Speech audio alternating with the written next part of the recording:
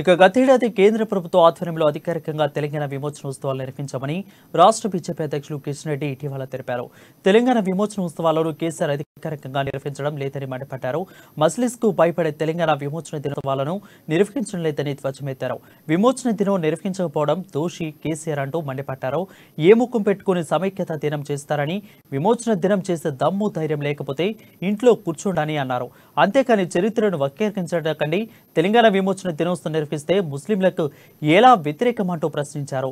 Party office వేదికగా రాష్ట్ర ప్రభుత్వం తీవ్ర స్థాయిలో మండిపడ్డారు. అసదుద్దీన్ ఓవైసీ కేసీఆర్ మాట్లాడుకుని ముందే ప్రయత్నం చేస్తున్నారని, ఇది మతపరమైన అంశం కాదు, తెలంగాణ అస్వస్థం పైన సంబంధించిన అంశమని వెల్లడించారు. బురుజులు కట్టుకొని ఆ గ్రామాన్ని రక్షించుకునేటువంటి ప్రయత్నం చేశారు.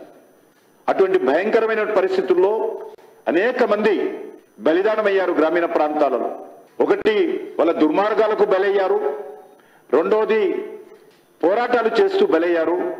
కొన్ని వేల మందిని అక్రమంగా అనేక ప్రాంతాల్లో, స్కూళ్లలో, పాఠశాలల్లో, జైళ్లలో అక్రమ నిర్బంధంగా ఉంచారు.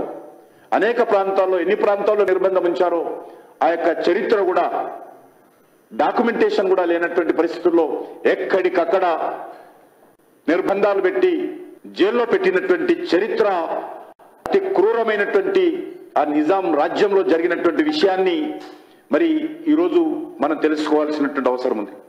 చివరకు సర్దార్ పటేల్ నాటి హోంమంత్రి అయినటువంటి ఆ యొక్క